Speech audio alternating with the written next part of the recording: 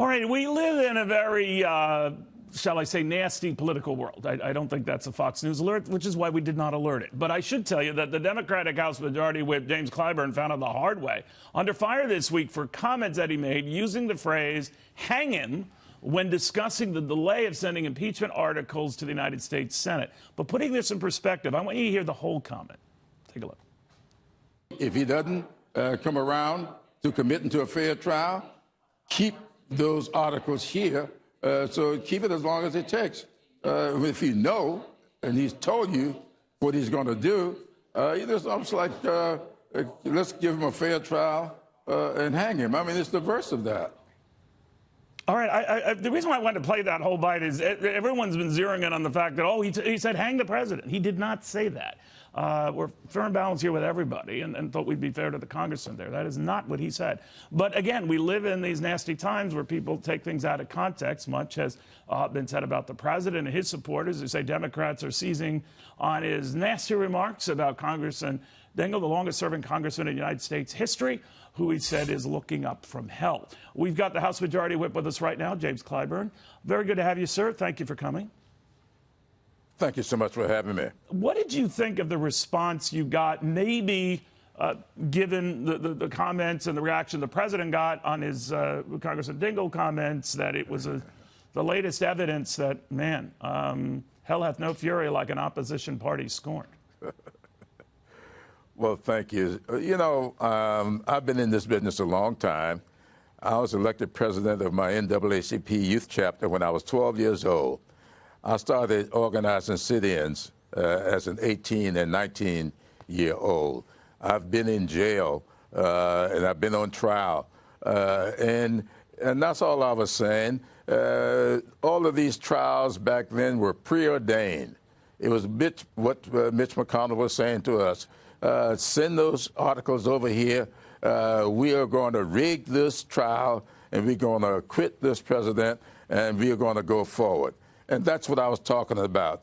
It's the reverse of giving somebody a fair trial and hanging them. No, I understand that, but they, you know, Republicans have said of you, sir, the same thing. It was a rigged process. All the votes for impeachment came from Democrats, not a single Republican. Your process was rigged the other way. So what do you say? I'll say it was not. When you say to the president, please come and testify, send all your people over here and let them testify and be under oath. That's what we offered. That's what he refused. So how do you say we are rigging it when we all we're asking them to do is come and be a part of it? Then what's the leverage, sir? I'm not a lawyer. Maybe you are, but I don't understand the leverage Nancy Pelosi gets from holding off on sending those articles to the Senate. Am I missing something? Because Mitch McConnell heard that and said, all right, fine, then we don't have an impeachment trial.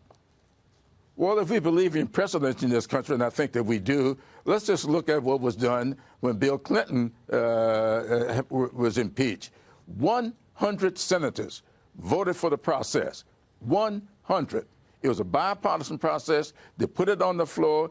Everybody bought into it, and then we went forward. Why won't Mitch McConnell do the same thing here? Yeah, but in that process, sir, no, to be clear, in that process, and I covered that impeachment, that's how old I am. You're just a spring chicken compared to me. But anyway, I covered that, and the one thing I remember is that they didn't hold off getting those articles to the Senate. Here, Nancy Pelosi has, and for the life of me, I can't figure out what Democrats might get out of that. She didn't have to hold off. No, she didn't. Why not just send it to it? Because we don't know whether we should send 2 managers or 22 managers. If we knew what the process was, we would know what to do. We do not have a process. But that's not your process. That's the Senate's process, right? You're not there to judge them any more than they are to judge you, right? The Senate develops it, but it's the country's process. But are you worried, though, that this is looking bad for Democrats, that it looks like you're being, you know, petulant and all that, and everything you said Republicans were saying about the House, that you're compounding a sin? Well, the political process is a little bit like beauty. It's in the eyes of the beholder. It looks very good to me and to my constituents, what Nancy Pelosi is doing is demonstrating once again that we are a country of laws, not of men or women, and in this instance, one man. All right.